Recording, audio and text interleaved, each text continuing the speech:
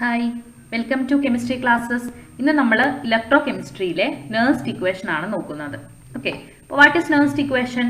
Nernst equation is the relation between electrode potential and concentration of electrolyte solution is given by Nernst equation. Nernst equation നമുക്ക് കിട്ടുന്ന എന്താണ്? Electrode പൊട്ടൻഷ്യലും നമ്മൾ എടുക്കുന്ന electrolyte സൊല്യൂഷന്റെ concentration. അപ്പോൾ നമുക്കറിയാം നമ്മളൊരു ഇലക്ട്രോഡ് ഒരു ഇലക്ട്രോലൈറ്റ് സൊല്യൂഷനിൽ ഡിപ്പ് ചെയ്ത് വെക്കുകയാണല്ലോ ചെയ്യുന്നത്. ഇപ്പോൾ ഒരു ഇലക്ട്രോഡ് ഇതൊക്കെ നേരെയുള്ള ഇലക്ട്രോഡാണ്, ഞാൻ വരയ്ക്കുമ്പോൾ വളഞ്ഞു പോകുന്ന ഒരു ഇലക്ട്രോലൈറ്റ് സൊല്യൂഷനിൽ ഡിപ്പ് ചെയ്ത് വെക്കുന്നു. അപ്പോൾ ഇവിടെ ഒരു എന്തുണ്ടാവുന്നുണ്ട്, ഒരു ഇലക്ട്രോഡ് പൊട്ടൻഷ്യൽ ഉണ്ടാവുന്നുണ്ട് അല്ലേ.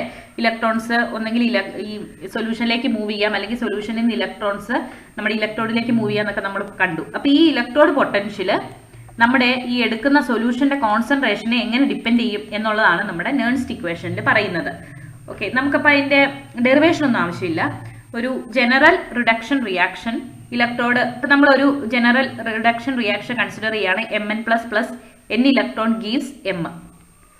ഈ Mn+ന്റെ ഈ പ്ലസ് ഇവിടെയുള്ള പ്ലസ് ആണ് Mn+. അതായത് ഏതെങ്കിലും ഒരു മെറ്റൽ എടുക്കുമ്പോൾ ആ മെറ്റലിന്റെ n+, അതായത് n എന്ന് പറയുന്നത് നമ്പർ ഓഫ് ഇലക്ട്രോൺസ് ആണ്. ഇപ്പൊ ഇവിടെ നമ്മൾ കോപ്പർ ആണ് എടുക്കുന്നതെങ്കിൽ എന്ത് വരും? കോപ്പർ 2+ എന്ന് വരും അല്ലെ. കോപ്പർ എപ്പോഴും 2 ഇലക്ട്രോൺ അല്ലേ അക്സെപ്റ്റ് ചെയ്യുന്നത്. അപ്പൊ കോപ്പർ 2++ 2 ഇലക്ട്രോൺ ഗീവ്സ് കോപ്പർ നമ്മൾ എഴുതുമല്ലോ. അതുപോലെ തന്നെ നമ്മൾ ജനറൽ ആയിട്ട് പറഞ്ഞിരിക്കുകയാണ്, ഈ കോപ്പർ എന്നുള്ളിടത്ത് നമ്മൾ m കൊടുക്കുന്നു, 2 എന്നുള്ളിടത്ത് നമ്മൾ എന്ത് കൊടുക്കുന്നു? n കൊടുക്കുന്നു. അപ്പൊ ഇവിടെ n ഇലക്ട്രോൺ ആവും, ഗീവ്സ് m.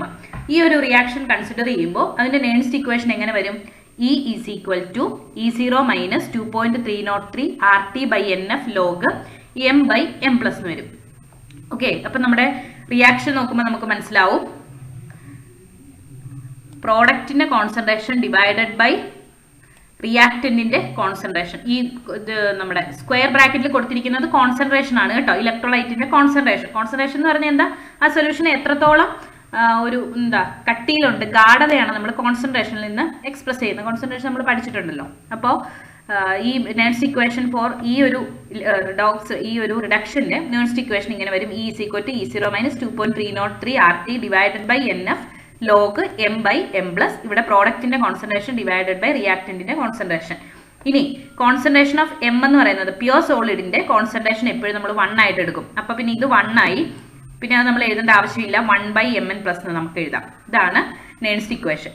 അപ്പോൾ ഒരു ഹാഫ് സെൽ കൺസിഡർ ചെയ്താൽ ഒരു ഹാഫ് സെല്ലിന്റെ E cell is equal to എന്തായിരിക്കും? Electrode potential is equal to E0 minus 2.303 RT/NF log 1/mn+ ആയിരിക്കും. ഇത് ഏത് റിയാക്ഷൻ ആണ്? Mn++ n electron gives m എന്നുള്ള റിയാക്ഷൻ ആണ്.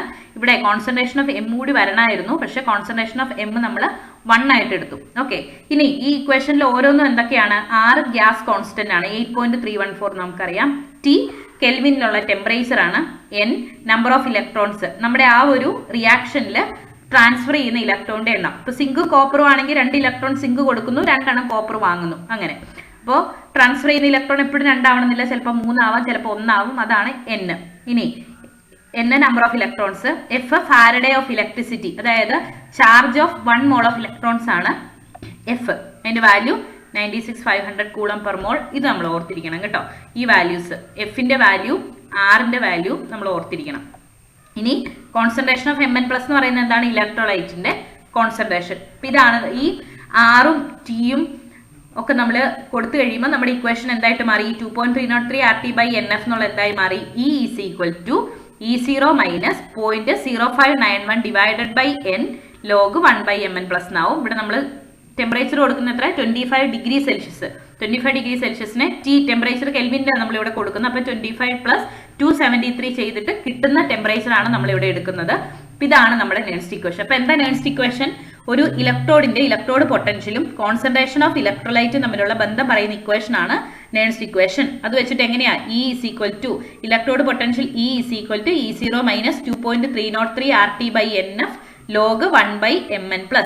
ഇവിടെ ഓരോന്നും എന്താണെന്ന് അറിഞ്ഞിരിക്കുക. ദെൻ നമ്മൾ ഈ ആറിന്റെയും ടിയുടെയും എഫിന്റെ ഒക്കെ വാല്യൂ കൊടുത്തു കഴിയുമ്പോൾ നമുക്ക് E is equal to E0 minus 0.0591 divided by n log 1/mn+ ആണെന്ന് കിട്ടും. ഈ ഇക്വേഷൻ ഓർത്തിരിക്കുക കേട്ടോ. ഈ ഇക്വേഷൻ വെച്ചിട്ടുള്ള പ്രോബ്ലംസ് ഒക്കെ വരാറുണ്ട്. അപ്പൊ ഇതാണ് നെർൻസ്റ്റ് ഇക്വേഷൻ. ഇവിടെ E0 സ്റ്റാൻഡേർഡ് ഇലക്ട്രോഡ് പൊട്ടൻഷ്യൽ ആണ്.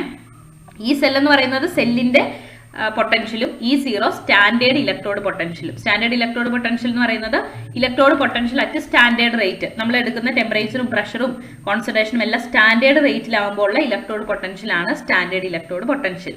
ഇതാണ് നമ്മുടെ നേൺസ്റ്റ് ഇക്വേഷൻ. ഇനി ഒരു കംപ്ലീറ്റ് സെൽ എടുത്താലോ, നമ്മൾ മുമ്പ് എടുത്ത ഒരു ഹാഫ് സെൽ റിയാക്ഷൻ ആയിരുന്നു. ഒരു കംപ്ലീറ്റ് സെൽ എടുക്കുക. AA plus BB gives CC plus DD. ഇവിടെ ഈ സ്മോൾ a സ്മോൾ b ഒക്കെ ഉണ്ടല്ലോ കോഎഫിഷ്യൻസ് ആയിട്ട് വരുന്നത്, ഇവര് നമ്പർ ഓഫ് നമ്മൾ എടുക്കുന്ന ആറ്റത്തിന്റെ എണ്ണമായിരിക്കും. അപ്പൊ നമ്മൾ 2Cu എന്ന് എടുക്കുകയാണെങ്കിൽ 2Cu 2+ എന്ന് എടുക്കുകയാണ്. അപ്പൊ ഇവിടെ A എന്തായിരിക്കും? Cuവിന്റെ പുറകിൽ എത്രയാണോ 2 ആണുള്ളത് അല്ലേ, അതാണ് ഇവിടെ എടുത്തിരിക്കുന്നത്. ഓക്കെ, എല്ലാ റിയാക്ഷനിലും അങ്ങനെ ഉണ്ടാവണം നിർബന്ധമില്ല. നമ്മുടെ ഡാനിയൽ സെല്ലിന്റെ കേസിൽ സിങ്ക് 2+ gives copper 2+ അല്ലേ, അതായത് zinc 2+ zinc 2+ gives copper 2+ 2 electrons. അപ്പോൾ അതിന്റെ ഒന്നും കേസിൽ പുറകില്, അതായത് ഈ നമ്മൾ എടുക്കുന്ന ആറ്റത്തിന്റെ എണ്ണമാണ് ഈ ലെഫ്റ്റ് സൈഡിൽ കാണിച്ചിരിക്കുന്നത്. എല്ലാത്തിലും എണ്ണം ഇപ്പോൾ 1 എണ്ണം എടുക്കുന്നതെങ്കിൽ നമ്മൾ അത് പ്രത്യേകമായിട്ട് ഇൻഡിക്കേറ്റ് ചെയ്യാറില്ല.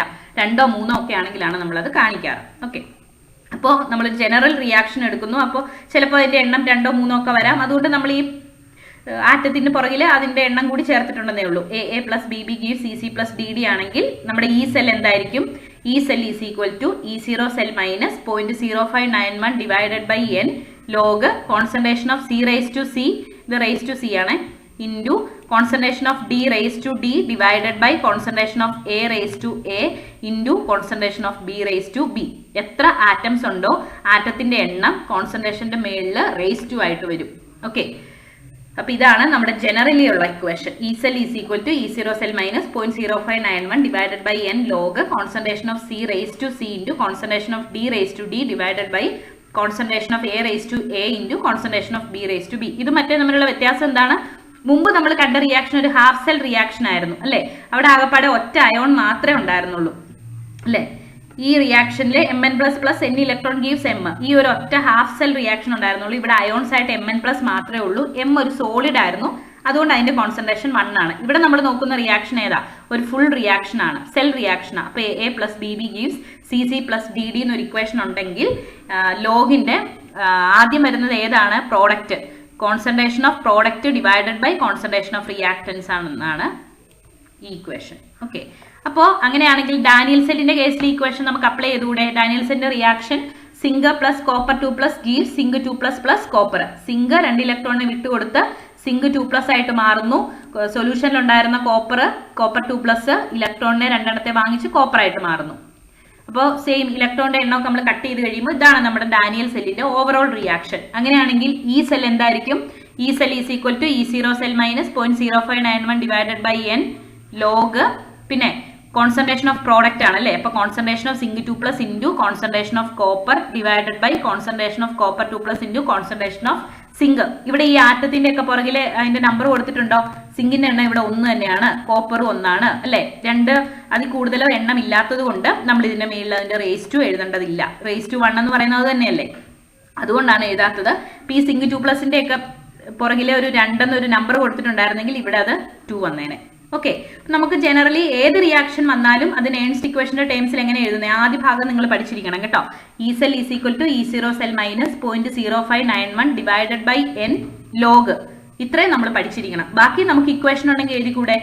ലോഗ്, പിന്നെ concentration of zinc 2+ into concentration of copper divided by concentration of zinc into concentration of copper 2+, concentration എന്നുള്ളതിന് സ്ക്വയർ ബ്രാക്കറ്റ്. ഇതാണ് നമ്മുടെ ഡാനിയൽ സെല്ലിന്റെ നേൺസ്റ്റ് ഇക്വേഷൻ. ഇനി ഇതിനകത്ത് ഈ പ്യുവർ സോളിഡ്സ് ഉണ്ടല്ലോ, കോപ്പർ പ്യുവർ സോളിഡ് ആണല്ലോ, അയോൺ അല്ല. അപ്പൊ ഇതിന്റെയൊക്കെ കോൺസെൻട്രേഷൻ നമുക്ക് 1 ആയിട്ട് എടുക്കാൻ പറ്റും. അപ്പൊ പിന്നെ ഇതിന് എഴുതേണ്ട ആവശ്യമുണ്ടോ? ഇല്ല. അപ്പൊ എന്ത് കിട്ടും? E cell is equal to E0 cell minus 2.303 RT/NF log concentration of zinc 2+ divided by concentration of copper 2+ എന്ന് കിട്ടും. ഓക്കെ, ഇതാണ് നമുക്ക് കിട്ടുന്ന ഇക്വേഷൻ. ഈ 2.303 RTക്ക് പകരം നമ്മൾ ഈ 0.0591 കൊടുത്തേ ഉള്ളൂ. ഓക്കെ, ഇതാണ് ഡാനിയൽ സെല്ലിന്റെ ഈ സെല്ലിന്റെ ഇക്വേഷൻ. ഇമ്പോർട്ടന്റ് ആണ്. ഡാനിയൽ സെല്ല് മാത്രമല്ല, ഏത് റിയാക്ഷൻ തന്നാലും ഇനി നമുക്ക് നേൺസ്റ്റ് ഇക്വേഷൻ എഴുതാൻ അറിയാലോ. എങ്ങനെ എഴുതുന്നത്? E0 cell minus 0.0591 divided by n. ഈ എന്നിന്റെ സ്ഥാനത്ത് ഇലക്ട്രോണിന്റെ എണ്ണം കൊടുക്കണേ. ഇപ്പൊ ഇവിടെ ഇലക്ട്രോണിന്റെ എണ്ണം 2 ആണ് അല്ലെ, 2 ഇലക്ട്രോണിലെ കൊടുക്കുകയും വാങ്ങുകയും ചെയ്ത്. അപ്പൊ ഇവിടെ n എത്രയാണ്? 2 ആണ്. 2 log zinc 2+ divided by copper 2+. ബാക്കിയുള്ള റിയാക്ടന്റിലും പ്രോഡക്റ്റിലും ഉള്ള അയോൺ അല്ലാത്ത പ്യുവർ മെറ്റൽ നമ്മൾ കൂട്ടേണ്ട ആവശ്യമില്ല. ഓക്കെ, ഇനി അപ്പോൾ ഇത് മനസ്സിലായല്ലോ, ഒരു റിയാക്ഷൻ തന്നാൽ നെയിംസ്റ്റ് ഇക്വേഷൻ ഇങ്ങനെ ഡയറക്റ്റ് എഴുതാവുന്നതേ ഉള്ളൂ നമുക്ക് അല്ലേ, concentration of product by concentration of reactant. ഇനി നെയിംസ്റ്റ് ഇക്വേഷനിൽ നിന്ന് നമുക്ക് ഇക്വിലിബ്രിയം കോൺസ്റ്റന്റ് കണ്ടുപിടിക്കാൻ പറ്റും. ഇപ്പോൾ ഡാനിയൽ സെല്ലിന്റെ കേസിൽ 298 കെൽവിനുള്ള EMFന്റെ ഇക്വേഷൻ നമുക്കറിയാം.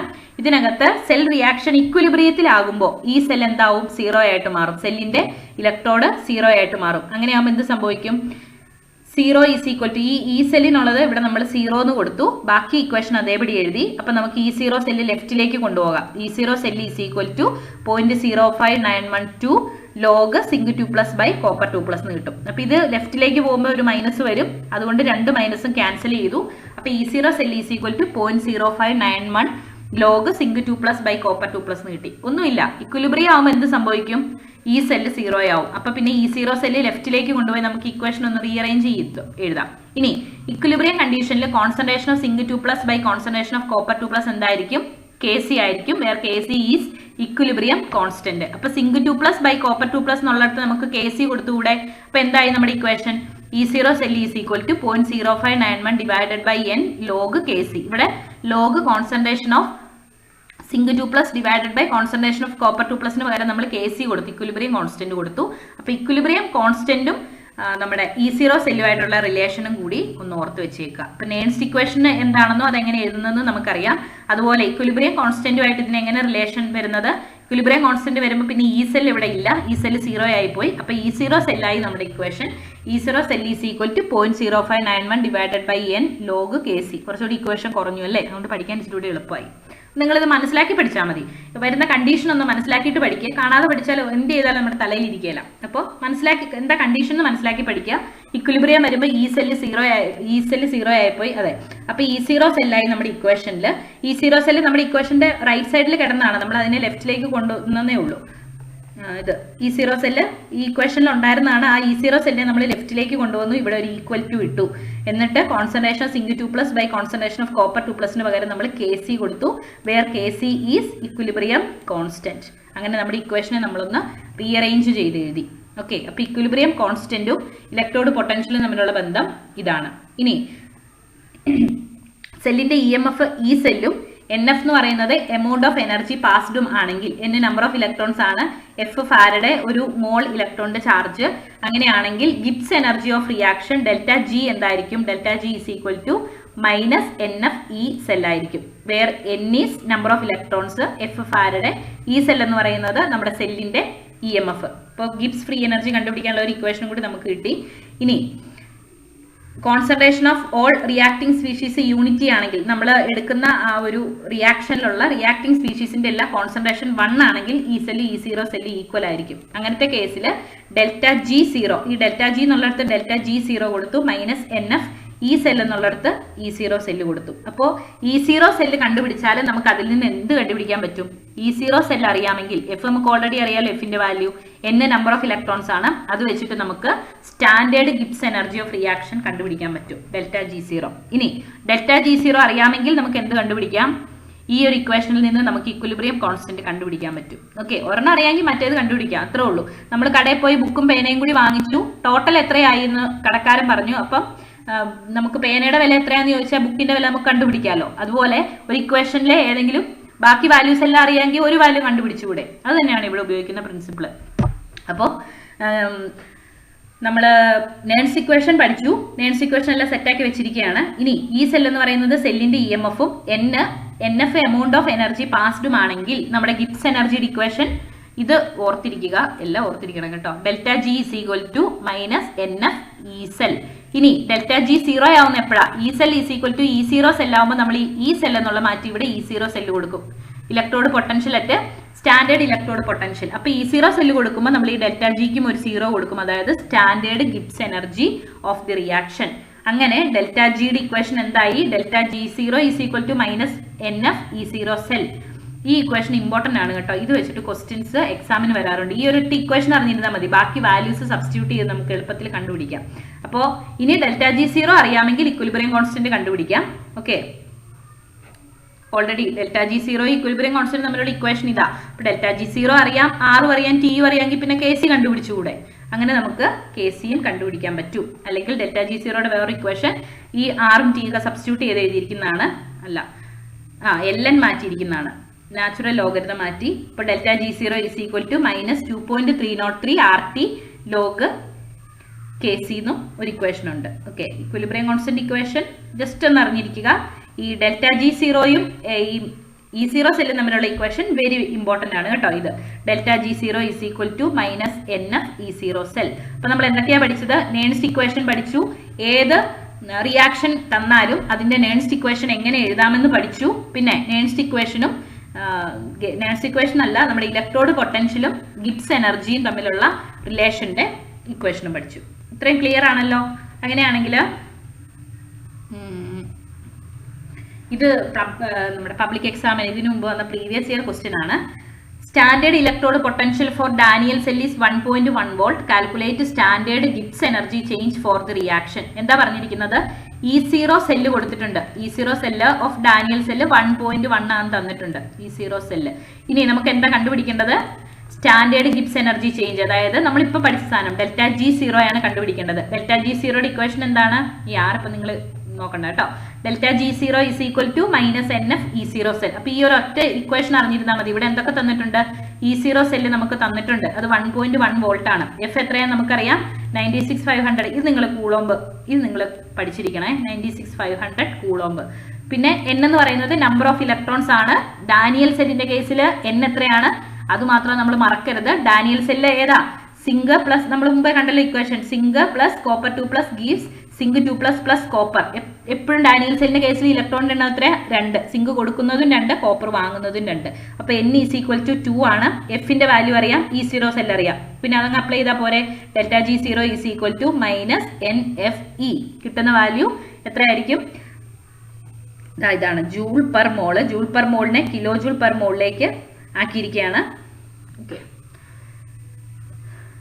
ഇതിലേതെങ്കിലും ഒരു ഉത്തരം കിട്ടിയാൽ മതി, ഡയറക്റ്റ് ചെയ്താൽ മതി. ഓക്കെ, അപ്പോൾ ഒരു റിയാക്ഷന്റെ നേൺസ്റ്റ് ഇക്വേഷൻ എഴുതാൻ പഠിക്കണം. നേൺസ്റ്റ് ഇക്വേഷനിൽ നിന്ന് സ്റ്റാൻഡേർഡ് ഗിബ്സ് എനർജി ചേഞ്ച്, അതായത് ഡെൽറ്റ G0യുടെ equation, delta G0 is equal to -NF E0 cell. ഈ ഇക്വേഷൻസ് മനസ്സിലാക്കി വെക്കുക. ഓക്കെ, ഇതും പബ്ലിക് എക്സാമിന് വന്ന ഒരു ക്വസ്റ്റ്യൻ ആണ്. A galvanic cell is represented as Mg, Mg2 plus Ag plus Ag. ഇതാണ് ഗാൽവാനിക് സെല്ലിന്റെ റെപ്രസെന്റേഷൻ എന്ന് പറഞ്ഞിട്ടുണ്ട്. ആനോഡും കാഥോഡും ഐഡന്റിഫൈ ചെയ്യുക എന്നാണ് പറഞ്ഞിരിക്കുന്നത്. അപ്പൊ നമ്മൾ എപ്പോഴും ഇങ്ങനെ ഒരു സെല്ല് കൊടുക്കുമ്പോൾ സെല്ലിന്റെ ആദ്യം എഴുതുന്ന എന്തായിരിക്കും? സെല്ലിന്റെ ആദ്യം എപ്പോഴും ആനോഡായിരിക്കും എഴുതുന്നത് കേട്ടോ. അതൊന്ന് ഓർത്തിരിക്കുക. ആദ്യം എഴുതുന്ന ആരാണ്? ആനോഡ്. ഇനി രണ്ടാമത് എഴുതുന്നതാണ് കാഥോഡ്.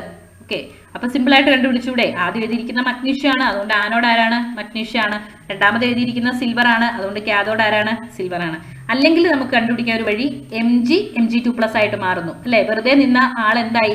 ആൾ പോസിറ്റീവായിട്ട് മാറി. പോസിറ്റീവായിട്ട് മാറുന്ന എപ്പോഴാണ്? ഇലക്ട്രോണിനെ കൊടുക്കുമ്പോൾ അല്ലെങ്കിൽ ഓക്സിഡേഷൻ നടക്കുമ്പോൾ. ഇവിടെ Ag പ്ലസ് ആയിട്ടിരുന്ന ഒരു കട ഉണ്ടായിരുന്ന Ag പ്ലസ് ആണ്, ഇപ്പൊ എന്തായിട്ട് മാറി? Ag ആയിട്ട് മാറി. കടമൊക്കെ വീട്ടി. അപ്പൊ ആരോ ഇലക്ട്രോൺ കൊടുത്തിട്ടുണ്ട് അല്ലെ. ഇനി അപ്പൊ ആനോടും കാഥോഡും കണ്ടുപിടിക്കുക. Then Nernst equation for it cell potential എഴുതുക. നേൺസ്റ്റ് ഇക്വേഷൻ എഴുതാനാണ് പറഞ്ഞിരിക്കുന്നത്. നേൺസ്റ്റ് ഇക്വേഷൻ നമുക്ക് ഓൾറെഡി അറിയാലോ. അതിനകത്ത് ഈ റിയാക്ഷന്റെ നമ്മുടെ റിയാക്ടന്റുകൾ പ്രോഡക്റ്റും അങ്ങ് എഴുതി ചേർത്താൽ മതി, വേറെ പണിയൊന്നുമില്ല. അപ്പൊ ആനോഡ് ആരാണ്? മഗ്നീഷ്യം ഇലക്ട്രോഡാണ്. കാഥോഡ് ആരാണ്? സിൽവർ ഇലക്ട്രോഡാണ്. അപ്പൊ ഒന്നും നോക്കണ്ട, നിങ്ങൾ വേറെ ഒന്നും കണ്ട് പേടിക്കണ്ട. സെൽ റെപ്രസെന്റേഷൻ തന്നിട്ടുണ്ടെങ്കിൽ എന്ത് ചെയ്താൽ മതി? തന്നിരിക്കുന്നതിൽ ആദ്യം എഴുതിയിരിക്കുന്നതായിരിക്കും ആനോഡ്, രണ്ടാമത് എഴുതിയിരിക്കുന്നതായിരിക്കും കാഥോഡ്. ഓൾറെഡി ഉത്തരം തന്നിട്ട് അവർ ചോദിച്ചിരിക്കുന്നത് ഇതിൽ ആരാണ് ആനോഡ്, ആരാണ് കാഥോഡ് എന്ന്. ഓക്കെ, ഇനി ഈ സെല്ല് നമ്മുടെ ഇക്വേഷൻ എന്താ? ഈ cell is equal to E0 cell minus 2.303 RT by NF log concentration of product divided by concentration of reactant. അപ്പൊ ഇവിടെ ഈ ഒരു ഇക്വേഷൻ അറിഞ്ഞിരിക്കുക എന്നൊരു സംഭവം ഉണ്ട്. അതായത് നമുക്ക് ഇത് ഇക്വേഷൻ നമുക്ക് ഡയറക്റ്റ് എഴുതാൻ പറ്റും. അതായത് ആദ്യം വരയുടെ ലെഫ്റ്റ് കൊടുത്തിരിക്കുന്നതായിരിക്കും നമ്മുടെ റിയാക്റ്റൻസ്. അപ്പോൾ ഇത് ആദ്യം കൊടുത്തിരിക്കുന്നു, ഏറ്റവും ആദ്യം കൊടുത്തിരിക്കുന്ന ആളെ ഏറ്റവും ആദ്യം എടുത്ത് എഴുതുക. ഇനി ഇത് പ്രോഡക്റ്റിന്റെ സൈഡിലായിരിക്കും വരുന്നത്. ഇനി 2 വര കഴിഞ്ഞ് ആദ്യം കൊടുത്തിരിക്കുന്ന ആളെ എഴുതുക. അതാരാണ്? Ag പ്ലസ് ആണ് അല്ലെ. Mg പ്ലസ് Ag പ്ലസ്, ഇത്രയാണ് റിയാക്റ്റൻസ്. അപ്പൊ റിയാക്റ്റൻസ് എപ്പോഴും എങ്ങനെയാ? വരയുടെ അടുത്തായിരിക്കും, ലെഫ്റ്റിലായിരിക്കും വരുന്നത്. പിന്നെ ഗീവ്സ് എന്താണ്? Mg2 പ്ലസ് ഉണ്ട്, Mg2 പ്ലസ് പ്ലസ് Ag. ഇതാണ് നമ്മുടെ വലിയ കഷ്ടപ്പാടാണ് ഇത് എഴുതാൻ. ഓക്കെ, അപ്പോൾ Mg + Ag + gives Mg2 + Ag. ഈ റിയാക്ഷനിൽ എന്തെങ്കിലും ഒരു പൊരുത്തക്കേട് തോന്നുന്നുണ്ടോ നിങ്ങൾക്ക്? Mg Mg2+ ആയിട്ട് മാറി, Ag + Ag ആയിട്ട് മാറി. അതായത് Mg എത്ര ഇലക്ട്രോൺസിനെ കൊടുത്തിട്ടുണ്ട്? Mg Mg2+ ആയിട്ട് മാറാൻ 2 ഇലക്ട്രോൺസിനെ കൊടുത്തിട്ടുണ്ട്. Ag + Ag ആയിട്ട് മാറാൻ എത്ര ഇലക്ട്രോൺസ് വേണം? ഇവിടെ പ്ലസ് എന്ന് പറഞ്ഞാൽ ഇതിനകത്ത് ഇവിടെ പുറകിൽ 1 ഉണ്ടെന്നാ. അതായത് 1 ഇലക്ട്രോൺ ആയിരുന്നു കട ഉണ്ടായിരുന്നത്, അത് കിട്ടി Ag ആയിട്ട് മാറി. 2 ഇലക്ട്രോൺ Mg കൊടുത്താൽ Ag 1 ഇലക്ട്രോൺ വാങ്ങിയാൽ ഇവർ തമ്മിലൊരു പ്രശ്നം ഉണ്ടാവില്ലേ?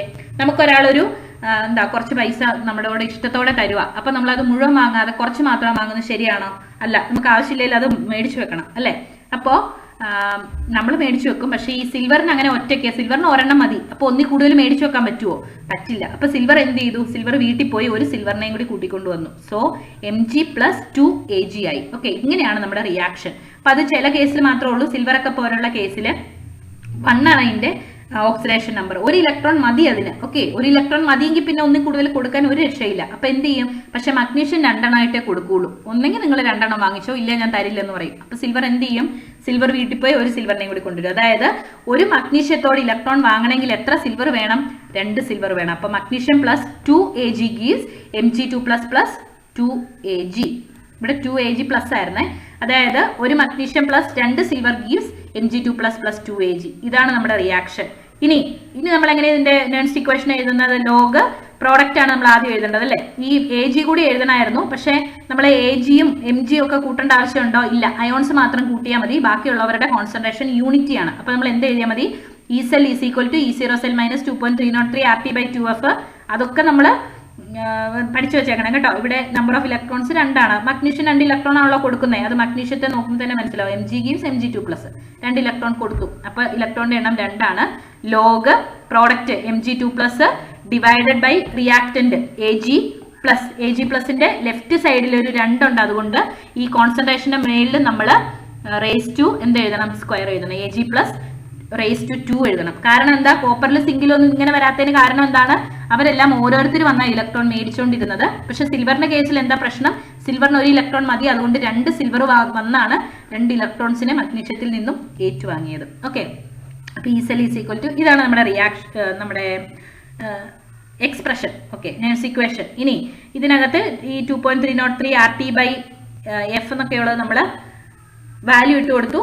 നമുക്ക് ഈ ഇക്വേഷൻ അറിയാലോ. E0 cell - 0.0591 log concentration of Mg2+ by concentration of Ag + raise to 2. അപ്പൊ ഈ ഒരു റേസ് ടു 2 വരുന്നത് എന്താണെന്നുള്ളത് ഓർത്തിരിക്കണം. എന്തുകൊണ്ടാണ്? സിൽവർ ഒക്കെ പോലുള്ള കേസിൽ മാത്രമേ ഇങ്ങനെ വരുള്ളൂ. ഓക്കെ, അപ്പൊ അതൊന്ന് ഓർത്ത് വെച്ചേക്കുക കേട്ടോ. അപ്പൊ ഇത് നമുക്ക് ഇവിടെ തന്നെ തന്നിട്ടുണ്ട്. നിങ്ങൾ ഇത് മുൻകൂർ അറിഞ്ഞിരിക്കുകയൊന്നും വേണ്ട. പക്ഷെ ഇങ്ങനെ ഒരു കാര്യം കണ്ടാൽ ആദ്യം എഴുതിയിരിക്കുന്ന ആനോഡാണെന്നും രണ്ടാമത് എഴുതിയിരിക്കുന്നത് കാഥോഡാണെന്നും നമ്മൾ മനസ്സിലാക്കണം. അതുപോലെ Mg ആദ്യം ഈ റിയാക്ഷന്റെ ലെഫ്റ്റ് സൈഡിലുള്ളതാണ് നമ്മുടെ വരയുടെ ഏറ്റവും ആദ്യം എഴുതിയിരിക്കുന്നതെന്ന് ഓർക്കുക. അതങ്ങ് പെറുക്കി എഴുതുക. പിന്നെ രണ്ടാമത് തന്നിരിക്കുന്നത് രണ്ടാമത് എഴുതുക. ഗീവ്സിന്റെ അപ്പുറത്ത് എഴുതുക, റൈറ്റ് സൈഡിൽ. ഇനി അത് കഴിഞ്ഞ് നമ്മൾ നോക്കുമ്പോൾ Mg ഇത് ഇലക്ട്രോണിന്റെ എണ്ണം മഗ്നീഷ്യം 2 എണ്ണം കൊടുത്തു, സിൽവർ അപ്പോൾ ഒരെണ്ണേ ഉള്ളൂ. അങ്ങനെ ഒരു കൺഫ്യൂഷൻ വരുമ്പോൾ നമുക്കത് മനസ്സിലാവും. നിങ്ങളൊരു 1-2 എണ്ണം ചെയ്ത് കഴിയുമ്പോൾ അത് ക്ലിയർ ആയിക്കോളും കേട്ടോ. ഓക്കെ, അപ്പൊ ഇങ്ങനെയാണ് നേഴ്സ് ഇക്വേഷനിൽ നിന്ന് പ്രോബ്ലംസ് നമുക്ക് സാധാരണ എപ്പോഴും വരാറുണ്ട് കേട്ടോ.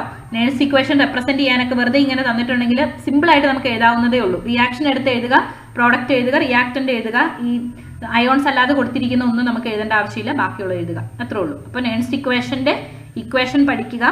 അത് ഒരു റിയാക്ഷൻ തന്നാൽ അത് എങ്ങനെ റെപ്രസെന്റ് ചെയ്യാന്ന് പഠിക്കുക. അതുപോലെ ΔG equation -NF E0 cell എപ്പോഴും വരുന്നതാണ് എക്സാമിന്, അതും പഠിച്ചിരിക്കുക. എഫിന്റെ വാല്യൂ പഠിക്കുക. ബാക്കി വാല്യൂ ഒന്നും കാണാപ്പാടം പഠിക്കാനില്ല. ഓക്കെ, അപ്പോൾ ഇങ്ങനെ ചെയ്ത് ഈ ഒരു ഇക്വേഷൻ 2.303 RT/, ഇതും ഈ ഒരു വാല്യൂയും കൂടി കാണാതെ പഠിച്ചേക്കുക കേട്ടോ. ഇല്ലെങ്കിൽ നമ്മൾ ആ സമയത്ത് ആറും ടിയും എഫും ഒക്കെ ഇട്ട് കൊടുത്താൽ നമ്മുടെ വാല്യൂ മിക്കവാറും മാറിപ്പോകാനുള്ള സാധ്യതയുണ്ട്. അതുകൊണ്ട് ഇതുകൂടി അങ്ങ് പഠിച്ചേക്കുന്നല്ലേ അതിലും എളുപ്പം.